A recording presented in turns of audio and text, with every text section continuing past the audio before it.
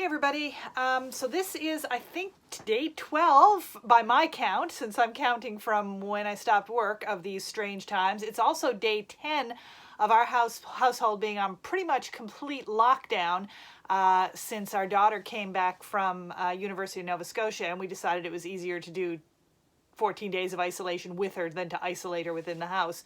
So except for short neighborhood walks with the dog, we have not been out at all, really, for the last 10 days, and I'm less stir crazy than you'd think, but as I said in the last kind of one of these talkie videos that I made, still kind of having trouble focusing a lot on getting work done, and I think that that is a really common situation for lots of people.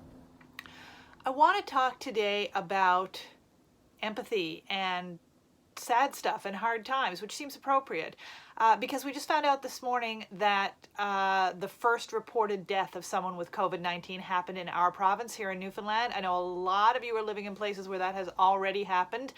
And it's terrible and it's inevitable, unfortunately, that we're going to be hearing these reports as this thing unfolds.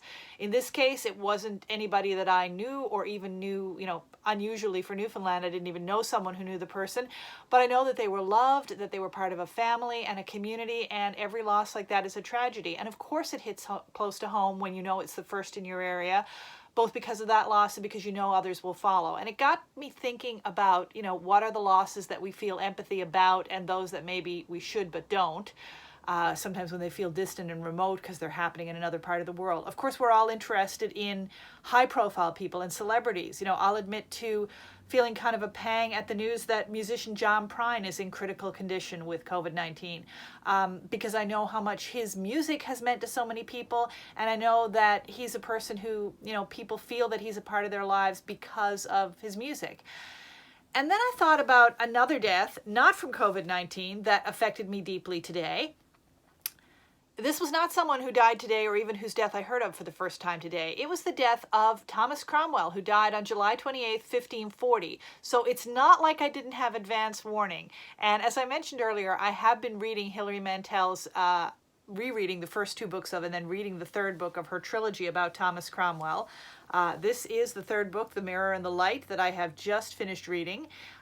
Just finished it this morning. And I was reading it slowly to make it last, partly because my mind's been so distracted lately, and also because it's a really long book, but because also I knew that the main character, Thomas Cromwell, who is not a hero, at best an ambiguous character historically. Some people see him as a villain, some people don't, but certainly a complex character, was someone I had come to feel strongly about, and I knew he was going to be executed by Henry VIII at the end of the last book, and I was dreading reaching that moment. And indeed, I did feel this emotional pang when I got there for this man who not only was someone I didn't know personally, but who died, like 400 years ago nearly. No, nearly 500 years ago. Wow, I'm bad at math. You won't believe how long it takes me at the beginning of each one of these to figure out what day of whatever it is. Anyway, yeah, nearly 500 years ago.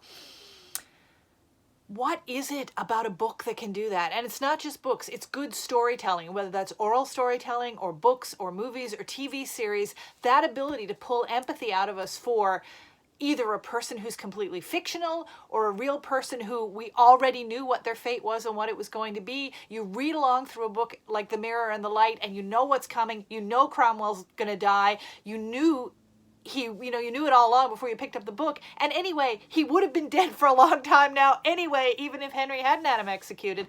But because you enter so intimately and deeply into the story, it feels real and it feels like it's happening right now.